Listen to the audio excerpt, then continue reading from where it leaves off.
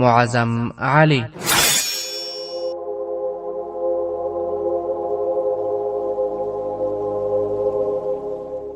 د ایمان، وطن او عدالت لپاره د انګریزي استعمار پر وړاندې د مبارزې اتل.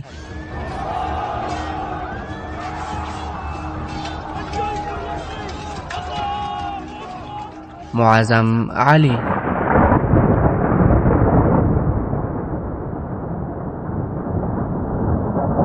اتویشتمه برخه.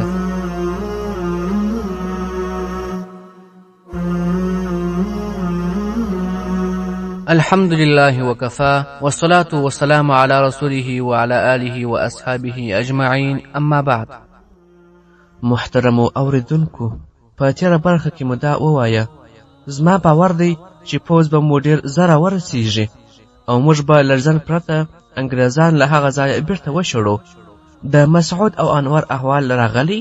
معظم علي وویل هوکې، هغه په خیر دی. انور په دې ورځو کې تبخور ته رسېدلی دی او مسعود له حیدرعلي سره دی. له یوې مودې راهیسې زه هم هڅه کوم چې کوم محاذ ته مې واستوي. ما له شهزاده ټیپونه غوښتنه کړې ده چې تر اوسه جواب نه دی راغلی. صدیق علي وویل نه پلارجانه، ته نور باید آرام وکړې. معظم علي وویل حیدرعلي تر ما زیات استراحت ته اړتیا درلوده. صدیق علي وویل خو پلارجانه، که ته جګړې ته ولاړ سې نو دلته به ستا کار څوک پر مخ بوځي؟ معظم علي وویل دلته زما کار پر مخ بیولو لپاره اوس ډېر کسان سته. درېیمه ورځ صدیق علي له خپل مور او پلار او وړکي ورور سره خدای پاماني کوله. محترمو اوریدونکو، یوه شپه اسمان شین و. معظم علي، فرحت او مراد علي د ماښام له لمانځه وروسته په انګړ کې ناست و او له تازه هوا یې خوند اخیست. صابر هغوی ته ګړندی ورغلی او ورته ویې ویل اسد خان غواړي در سره وویني. اسد خان د معظم علي د ډېرو نږدې انډوالانو څخه و. هغه یې څو کاله مخکې په یوه جګړه کې تر ټپي کېدو وروسته د سرنګابتم د وسلو جوړولو د کارخانو ناظم وټاکه. معظم علي له صابر نه وپوښتنه وکړل له هغه سره بل څوک ستا که نه؟ صابر وویل نه صاحبه. معظم علي فرحت ته وویل ته پاس ولاړه سه، هغه همدلته راغواړم.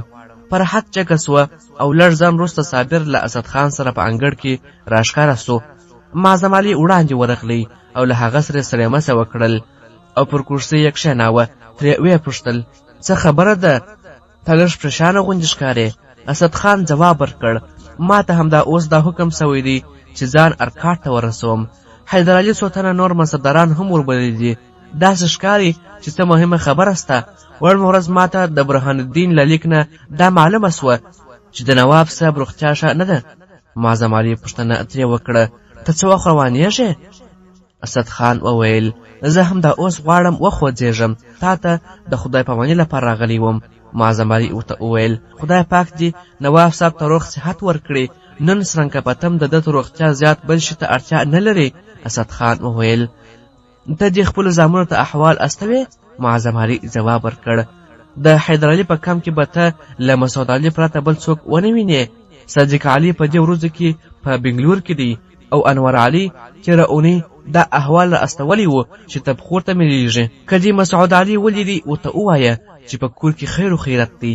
مراد علي ورته وویل کاکا جانه، روژا ته مې دا هم ووایه چې څو ورځې په رخصت خامخا کور ته راسه، مور مې یې ډېر یادوي. معظم علي وویل ما شهزاده ټیپو ته تېره اونۍ یو لیک استولی و، تر اوسه زواب نه دی راکړی. ته خو له هغه سره ښه بلد یې، که امکان و زما د لیک یادونه خامخا ورته وکړه. ما له هغه نه غوښتنه کړې ده چې په جګړه کې د ګډون اجازه راکړي.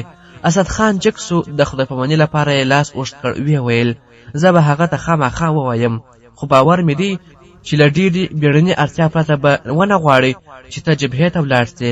هغه پر دې پوهیږي چې ته په سرنګپتم کې ډېر ګټور کارونه ترسره کوې. اسد خان چې بهر ته ووت نو مراد علي وویل پلارجانه ته ما جګړې ته څه وخت استوې؟ معظم علي هغه ورکش کړ او په غېږه کې یې ټینګ ونیوی. بیا یې پر سر د مینې لاس راتېر کړ. ویې ویل زویه چې ته لږ غټ سې نو بیا دې له ما نه دې پوښتنې ته اړتیا نشته. مراد علي وویل پلارجانه زه فکر کوم چې کوم وخت زه لوی سم نو جګړه به پای ته رسېدلې وي، بیا به موږ څه کوو؟ معظم علي ځواب ورکړ زویه چې جګړه پای ته ورسیږي نو ته به د یو خپلواک او باعظمته قوم معمار سې.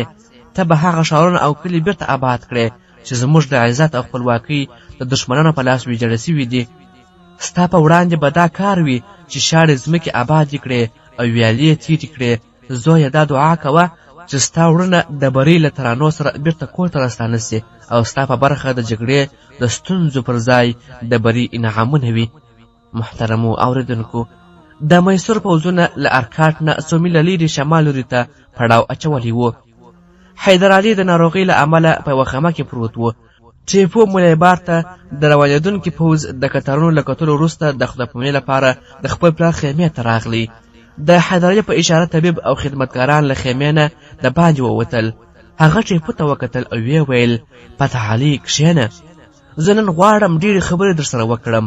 ټیپو د ده بسترې ته نږدې پر یوه کرسۍ کښېناست او حیدر علي له لږ ځنډ وروسته وویل: زویه، ته پر یوه ډېر مهم سفر روان یې. د مولیبار بندرونه باید د انګریزانو له منګولو نه وژغورل سي. د جګړې په باب زه نور تا ته څه نصیحت نسم کولی. ستا پر غیرت، میړانه او هوښیاري ویاړم. د هېواد د حکومتي چارو او سیاست په اړه ته زما د نصیحت او لارښوونې ته اړتیا نه لرې. زه یو نالوستی سړی یم، خو ته د دې هېواد په نامتو علماو کې راتلی سې. زما د ژوند تر ټولو ستره هیله دا وه چې زما زوی د خپل وخت غوره عالم، غوره سپاهي او غوره واکمن وي. د خدای شکر دی چې زما دغه ارمان پوره سوی دی، خو زما په زړه کې یو بوج دی. حیدر علي دومره وویل او چوپ سو. ټیپو وویل: پلار جانه، کله ما نه څه سهوه او غلطي سوې وي خو په زغرده یې راته ووایه، زه دا وعده کوم چې ځان به اصلاح کوم. حیدر علي ځواب ورکړ: نه زویه، تا تل زما لوړې هیلې ترسره کړې دي. یوازې پر دې خفه یم چې ما خپله برخه کار بشپړ کړی نه سوی. ما غوښتل چې له مرګ مخکې هندوستان له انګریزانو پاک ووینم، خو ښایي اوس زما دا هیله ترسره نه سي. ټیپو په غمجنه لهجه وویل: پلار جانه، ستا دا هیله به خامخا پوره سي.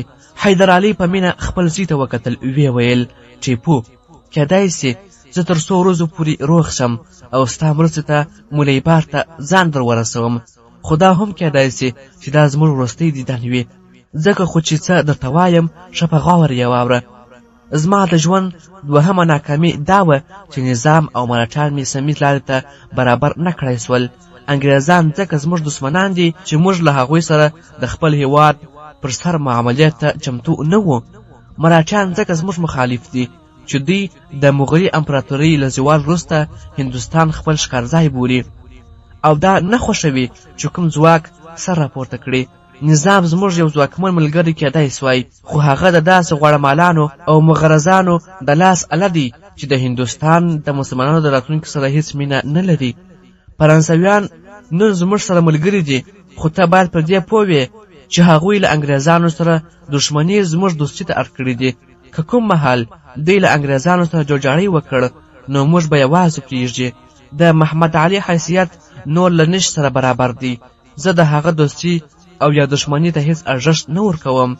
دی د انګریزانو د سیاست د ډګر یو ځپل سوی دانه ده. که موږ انګریزان له هېواده وشړل نو داسې بې ضمیره انسان ته باید په هېواد کې هیڅ ځای نه وي.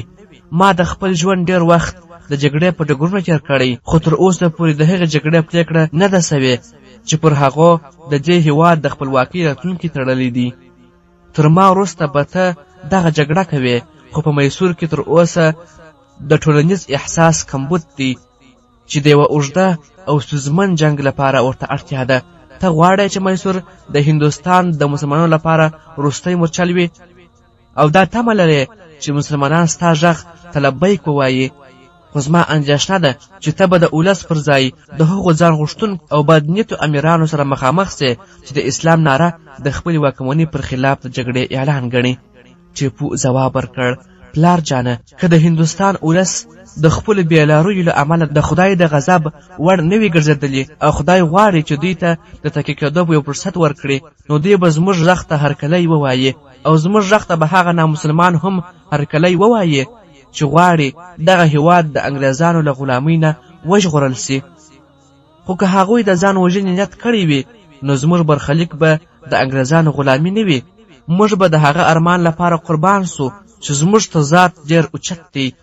زموږ بری به د انسانیت بری وي او زموږ ماته به د هغو خلکو ماته وي چې د ذلت لاره یې غوره کړې ده. حیدر علي وویل: زویه، زه نه غواړم چې تا ناهیلې کړم.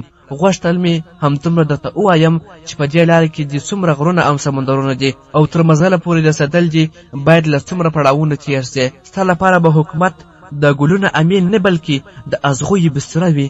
ټیپو وویل: پلار جانه، د میسور واکمن دي خدای روغ لري. اوس مهال زه ستا د پوځ یو وړوکی سرتیری یم او همدغه ویاړ مې بس دی چې د ملیبار په جبهه کې ستا هیلې ترسره کړی سم. حیدر علي وویل: زه به په هره ساه کې ستا لپاره دعا کوم.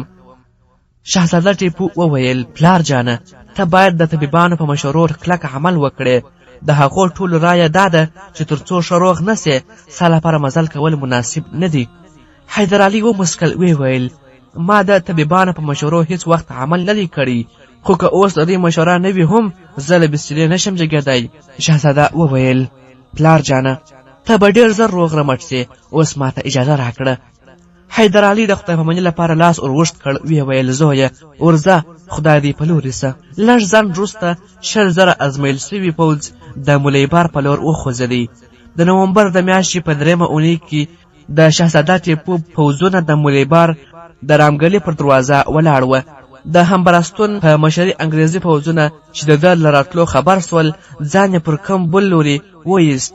ټیپو هغوی پسې واخیستل او رامګلۍ ته 2 میله نږدې یې هغوی را لاندې کړل. همبرستون د میسور له زمري سره تر جګړې را غوره وبله چې پښې سپیکې کړي. د شپې مهال د همبرستون پوځ له سینده تر پورې وتلو وروسته د پونانې مخه ونیوله. په دې موده کې د کرنیل میکلوډ په کومنده د انګریزانو یو بل پوځ د همبرستون مرستې ته ورسېد.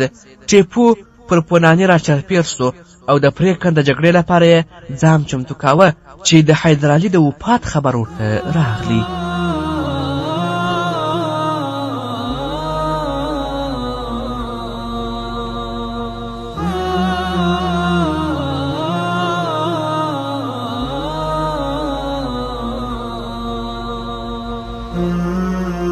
محترمو اوریدونکو، د مدارس والی په خپل دفتر کې له جنرال اسټریوټ سره خبرې کولې.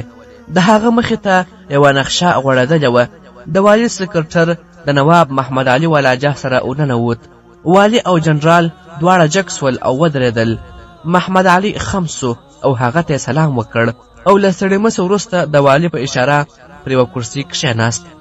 د محمد علي له څهرې نه د امارت او بېنیازي پر ځای د لوږې او حرص او د میړانې پر ځای د ګیدړې په څېر چلاکي او سپکتوب خوټېده. لویه بګړۍ او ګرانبیه چپنه د دې پر ځای چې د ده شان او دبدبه پرې زیاته سي پر ده بې ضرورته بوج ښکارېدل. هغه چې پر کرسۍ کښېناست والي ته یې وویل: والا حضرته، جنرال اسټریوټ تر اوسه دلته دی. زما اندېښنه ده چې دغه چانس به مو له لاسه ورکړو. د خدای لپاره ځنډ مه کوئ. په سرنګاپتم کې زموږ دوستان ستاسو د پوځ د ورتلو لارې څاري. دا هوښیاري نه ده چې دښمن ته د پښو ټینګولو وخت ورکړو. والي له سپکاوي نه په ډکې مسکا ده ته وکتل. ویل: نواب صاحب، دا هم هوښیاري نه ده چې دښمن ساده ام کمزوري وګڼو. محمد علي ځواب ورکړ: زه ستا په مطلب ونه پوهېدم. والي وویل: زما مطلب دا دی چې ستا معلومات غلط دي. د ټیپو پر خلاف ستا د دوستانو دسیسه بریالي نه سوه. هغوی ټول نیول سوي دي او ټیپو پر واکمنۍ منګولې ټینګې کړي دي. محمد علي په رډو رډو سترګو والي د هغه سکرټر او جنرال اسټریوټ ته کتل. بیا یې وویل: ښاغلیه، که ستاسو پوځ د حیدر علي له مرګ سره سمدستي سرنګاپتم ته خوځېدلی وای نو د باغیانو مورال به لوړ سوی وای او ټیپو به دا وخت نه و موندلی چې پر تخت کښیني. جنرال اسټریوټ وویل: د خدای شکر دی چې موږ داسې بې عقلي ونه کړه، که نه نو خامخا به تباه سوي وای. محمد علي وویل: خو ټیپو ته دا وخت ورکول چې په ډاډه زړه تیاري وکړي هم لویه تېروتنه ده. که تاسو دې ته چمتو نه یاست چې سرنګاپتم ته روان سئ نو د کرناټک له نیول سویو سیمونه د دښمن د شړلو په مخ کې څه خنډ دی؟ جنرال اسټریوټ جواب ورکړ: تر ټولو ستره ستونزه دا ده چې موږ سمدستي یرغل ته تیار نه یو او د میسور سرتیري د دې پر ځای چې ستا هیلو ته درناوی وکړي ګام پر ګام ټینګار کوي. محمد علي وویل: نو بیا تاسو باید څه وکړئ؟ زه حیران یم چې ستاسو په څیر زړور او ازمایل سوی جنرال له ټیپو نه دومره ویره لري. د جنرال اسټیوټ مخ له غوسې تک سور وخوټېده، خو له زغم نه یې کار واخیست. ویې ویل نواب صاحب، موږ پوهیږو چې ته د ټیپو په اړه ډېر پریشانه یې، خو هغه یو ځواکمن او هوښیار دښمن دی او موږ له بشپړې تیاري پرته پر میسور د یرغل خطر نسو زغملی. که هغه تش ستا په څیر یو نواب وای نو ما او زما سرتیرو به په پټو سترګو پر سرنګاپتم برید کړی وای، خو هغه یو سپاهي دی او ته سره له دې چې د خپلې واکمنۍ زیاته برخه دې له لاسه ورکړې، بیا هم د هغه پر پوځي وړتیا شکمن یې. ته موږ ته د څه مشرۍ پر ځای په خپله سرنګاپتم ته مخه کړه. اسټوټ ګمان کاوه چې محمد علي به یې بیا واکه سي، خو ناهیلی سو. د محمد علي پر شونډو یوه ځلېدونکې مسکا لوبېدله. جنرال اسټوټ حیران و چې انګریزي والي او د هغه سکرټر ته دا مسکا نوې نه وه. محمد علي تر هغو وروسته چې د کرناټک واکمن سو د هر انګریز له کنځلو سره روږدی سوی و. والي جنرال اسټیوټ ته مخ ور واړوه. ویې ویل نواب صاحب په دې هېواد کې زموږ ډېر ښه دوست دی، ځکه د ده اندېښنه بې سببه نه ده. د والي له دې خبرو سره د محمد علي سترګې وځلېدې. د هغه وضعه هغه ماشوم ته ورته وه چې پلار یې په څپېړه ووهي او بیا مڼه ورته وښیي او د بیرته دلاسا کولو هڅه یې کوي. هغه وویل ښاغلی مېړنی جنرال صاحب، زما مطلب دا و چې پر میسور د مرګونې ګزار لپاره دا ډېره غوره وخت دی او موږ یې باید له لاسه ور نه کړو. جنرال اسټیوټ ځواب ورکړ نواب صاحب، ته ډاډه اوسه، موږ تیاری کوو او تر یوې میاشتې پورې به پر میسور یرغل وکړو. نواب صاحب وویل زما باور دی چې بری به ستاسې وي. والي جګ سو او د خداپاوني لپاره یې دته لاس ور اوږد کړ. ویې ویل نواب صاحب، موږ ستا د مشورو پر ځای ستا دعاګانو ته اړتیا لرو. لږ ځنډ وروسته نواب محمد علي والاجاه د والي له خونې راووتی او د والي په اردلانو، خانه سامانو او نوکرانو یې روپۍ ویشلې او هغوی دته مبارکي ویله. محترمو اوریدونکو، ټیپو په داسې وخت کې د حکومت واګې په لاس کې واخیستې چې په مدارس، کلکتا او بمبئی کې د ختیځ هند انګریزي سوداګري کمپنۍ او انګریزي سمندري او ځمکني پوځ د جنرالانو ترمنځ پر دې تودې خبرې اترې روانې وې چې سرنګاپتم ته تر ټولو اسان لاره کومه ده. سلطان ټیپو د حکومت او پوځ د نظم په برابرولو بوخت و چې د دندې له لوري د جنرال اسټوټ د پرمختګ خبر ورته راغلی. له دې سره جوخ پر دې خبر سو چې له پونانې نه د جنرال میکلوډ فوځونه د بډنور په لور پر مخ روان دي. د انګریزانو دریم پوځ د جنرال میتیوز تر قومندې لاندې وه. هغو د بډنور شاوخواته د ملیبر څو ساحلي غاړې نیولې وې. د دې پلان داسې و چې د بډنور په لور له پرمختګ نه مخکې د دې لپاره چې د شا لوري ته د مرستې لارې خوندي سي، نو باید لومړی د ملیبر ټولې ساحلي سیمې ونیسي. خو د مدارس او بمبئی حکومتونو پر دې ټینګار کاوه چې د بډنور په لور پرمختګ وسي. د دې سبب دا و چې بډنور ولایت تر ټولو حاصل ورکوونکې سیمه وه او کمپنۍ په اسانۍ سره له دې ځایه خپله اذوقه برابرولی سي. پر دې سره بیا دغه سیمه له څنډې نه ډېره لیرې نه وه او انګریزانو له خپل سمندري ځواک نه بشپړه ګټه اخیستلی سوای. د بمبئی او مدارس حکومتونو باور درلود چې سلطان د بډنور سیمه په خطر کې وویني، د کمپنۍ سره به د دوی په شرطونو سولې ته حاضر سي. سلطان ټیپو د بډنور په دفاعي ځواک باوري و، ځکه خو یې تر ټولو لومړی د انګریزانو هغه پوځ ته پام ور واړوه چې د جنرال اسټیوټ په قومانده د دندوش پر لور پر مخ روان و. د فبروري په 14مه سلطان د جنرال اسټیوټ پوځ د دندوش ته نږدې را لاندې کړ. فرانسوي کنټکونه له ده سره ملګري وه چې لارښوونه یې د کاسنګي پر غاړه وه. د سلطان د پوځ په توندو ډزو کې جنرال اسټیوټ پر شا تلو ته اړ سو. د جنرال اسټیوټ د ویرې دا حال و چې د دندوش او کرنګلي کلاګانې یې په بارود والوځولې چې وسلې او بارود یې د میسور پوځ ته په لاس ورنسي. د کرناټک په ډګرونو یو ځل بیا دودونه او ګردونه اوچت سول او د جنرال اسټیوټ له ماتې سره په مدارس کې د کمپنۍ په ماڼیو کې زلزلې راغلي وې. خو په دې موده کې په بډنور کې یو نه اټکل کېدونکی حالت رامخکې سو. له اوو سمندرونو پورې غاړې نه راغلي سوداګرو سترګو پر یوه داسې پتنپلور یې ونیسي چې د هغو خیانت د دوی له توپونو او ټوپکو نه ډېر اغېزمن سو. دغه خاین د حیدرعلي پالل سوی ایاز خان و. محترمو اوریدونکو، د بنګلور په بندر کې د وړوکو کښتیو په واسطه په یوه لویه کښتۍ کې وسلې او باروت بارېدل. صدیق علي له یو پوځي منصبدار سره خبرې کولې. د یو ښکلي جامو خاوند چې تر 50 کلو پورې عمر لوړ معلومېدی لیدلی دوی ته نږدې ورغلی او پوښتنه یې وکړه: ستا نوم صدیق علي خان دی؟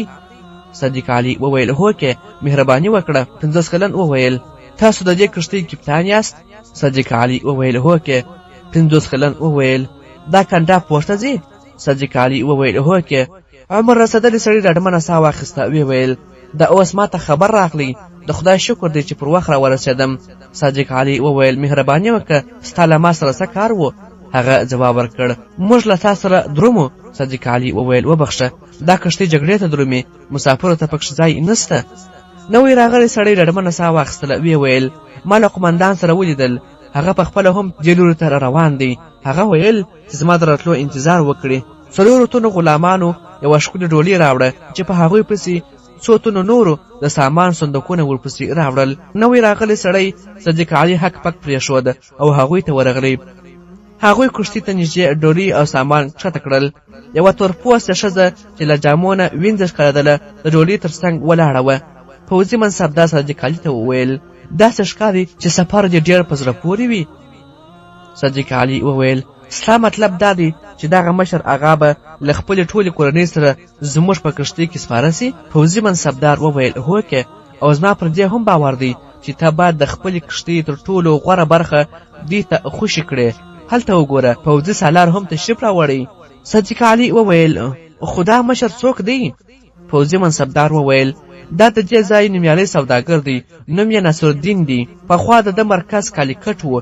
هلته د انګریزانو په توندو بریدو کې سخت ځانونه وګالل او بیا دلته راغلی. د بډنور له والي سره یې ډېرې ژورې اړیکې دي. په تېرو ورځو کې مې واورېدل چې هلته یې زوی په پوځ کې په ښه منصب ټاکل سوی دی. د بنګلور پوځي سالار نیغ د صدیق علي په لور راغلی.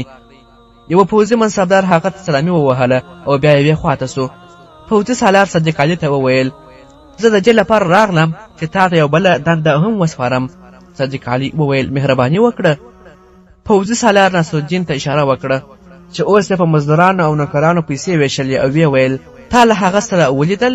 صدیق علي وویل: هوکې، خو زه حیران یم چې د ده کورنۍ ته به زما په کښتۍ کې ځای له کومه سي؟ پوځي سالار وویل: دا یو مجبوري ده. دی د بټنور د والي دوست دی او غواړي چې هلته یې زوی ته ورسي. والي تېره اونۍ ما ته احوال را استولی و چې زه دوی کنټاپور ته په کومه کښتۍ کې واستوم، خو دوی دې ته چمتو نه دي چې د سپرلي کومه کښتۍ ته انتظار وکړي. ما دوی ته ویلي دي چې په پوځي کښتۍ کې به دوی په عذاب سي، خو دوی شله دي. خو که ته وایې چې ولې شله دي، نو بیا به دا نه وایې چې په پوځي کښتۍ کې ښځو ته هېڅ ځای نسته. صدیق علي وویل: زما د دوی شله توب سره هېڅ سر او کار نسته. په هر صورت زه ستا امر منم. پوځي سالار وویل: که زه پر دې خبر نه وای چې د ده لور د دې لپاره ځي چې د بنډلور والي ته یې واده کړي، نو ما به تا ته زحمت نه وای درکړی. 1 ساعت وروسته د کښتۍ بادبانونه پرانیستل. له نصرالدین سره د هغه یوه لور او یوه خدمتګاره او 2 تنه نوکران وه. صدیق علي هغوی ته په خپله کوټه کې ځای ورکړ. ورته یې ویې ویل: زه افسوس کوم چې تاسو په دې کښتۍ کې تر دې غوره ځای نسئ موندلی. تاسو ډېر ستر خطر ته ځانونه ورکړل. په دې ورځو کې سمندري سفرونه له خطره خالي نه وي. د انګریزانو جنګي کښتۍ زموږ څنډو ته نږدې ګرځي راګرځي. نصرالدین په بې پروایي ځواب ورکړ: دا یوه مجبوري ده، که نه موږ به تا ته څه زحمت نه وای درکړی. راتلونکې ورځ له ماښام نه لږ مخکې د نصرالدین لور خپل پلار له درانه خوبه راپاڅوه. پلار جانه، پلار جانه. سترګې وموښلې او په ګیلمنه لهجه وویل: لورې، ته خبره یې چې تېره شپه ما خوب نه دی کړی او اوس هم تر نیم ساعت زیات نه وم ویده سوی. نجلۍ ورته وویل: پلار جانه، ته پوره 15 ساعته ویده سوی وې. وګوره اوس ماښام نږدې دی. پلار جانه، ماڼوګان چیغې وهي او خدمتګار یې ویل چې د کښتۍ کپتان دوربین په سترګو ایښی و او ولاړ و. نصرالدین په غوسه سو. ویې ویل: دا خو څه نوې خبره نه ده، د کښتۍ کپتان خو تل دوربین سترګې ته نیولې وي. نجلۍ وویل: خو خدمتګار ویل چې هغه لیرې چېرته کښتۍ لیدلې وې او ماڼوګانو ته یې امر وکړ چې بیدار وي. ناصرالدین وویل خدمتګاره چېرته ده؟ نجلۍ وویل ما هغه بیا احوال لپاره استولې ده. د خدای لپاره ته هم ورسه احوال واخله چې څه خبره ده. ناصرالدین وویل لورې که څه د خطر خبر وای نو کپتان به خپل راغلی و او احوال به یې راکاوه. په دې وخت کې صدیق علي په دروازه کې راښکاره سو. ویل تاسو لږ راباندې تشریف راوړئ. ناصرالدین په ویره راجګ سو او ویل خیرات خو دی؟ صدیق علي وویل د اندېښنې څه خبره نه ده. ناصرالدین له خونې بهر ووت او صدیق علي هغه څو ګامه له ځانه سره لیرې بوتلې. ورته ویل ما نه غوښتل چې ستا لور پریشانه کړم.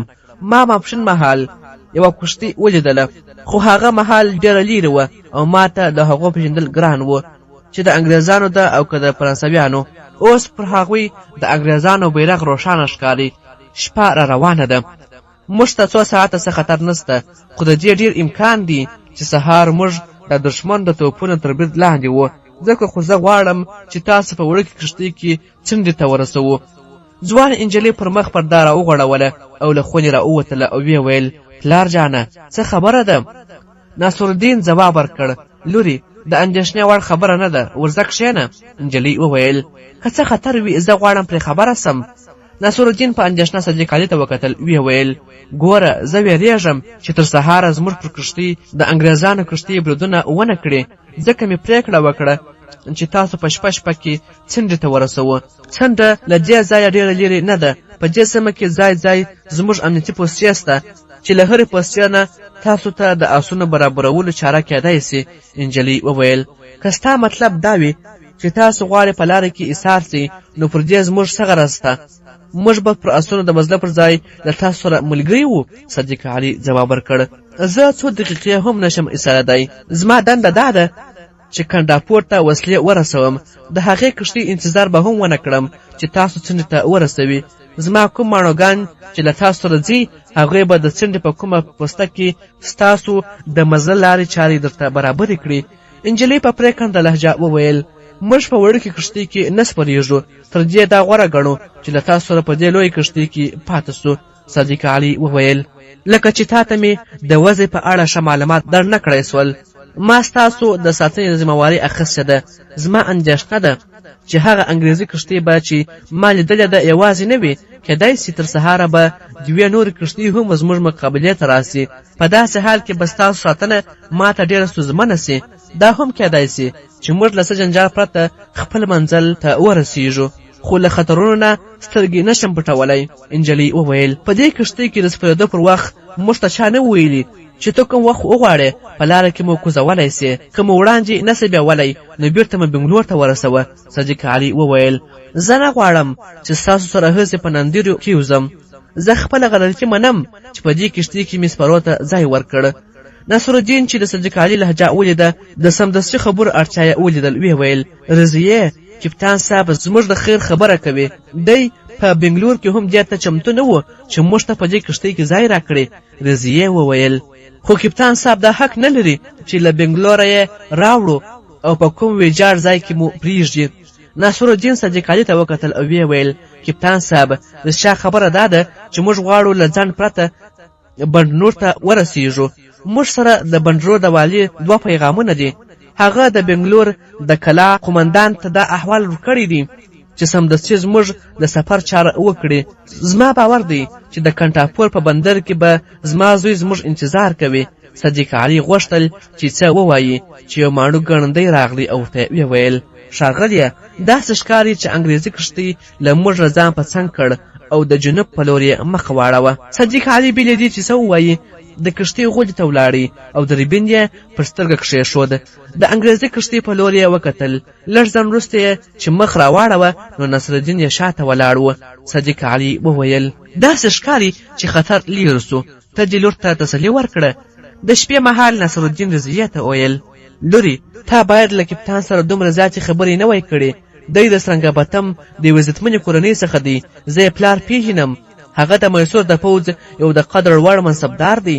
رضیې وویل پلار جانه ما غوښتل درته ووایم چې زه بې زړه نه یم. چې کله دی تا ته راغلی نو زه پوهېدم چې کوم ښه خبر یې نه دی راوړی. بیا چې له تا سره د یوازې خبرو هڅه کوله نو وپوهېدم چې دا ګمان کوي چې د کوم خطرناک خبر په اورېدو به نارې سورې پیل کړم. که هغه د دې پر ځای چې خپل واک او رعب راوښیي په نرمي زموږ د بهولو هڅه کړې وای نو شاید په کښتۍ کې سپرېدو ته چمتو سوی وای. هغه چې څه ډول خبرې کولې ما ته د زغمه وتلې وې. ناصرالدین وویل زه پوهېږم چې تا غوښتل هغه په غوسه کړې، خو له څهرې نه دې داسې ښکارېدله چې که وړوکې کښتۍ اوبو ته وغورځوي نو زما نه به وړاندې به ته پکې سپرېدلې. زه دا هم وایم چې د هغه خبرې ډېرې په ادب وې. په هر صورت ما ستا له لوري له هغه نه بخښنه وغوښته. رضیې وویل تا به دا ورته ویلي وي چې دا ډېره سرټمبه ده؟ ناصرالدین وویل نه، ما دا وویل چې دا په وړه کښتۍ کې له سپرېدو ویرېږي.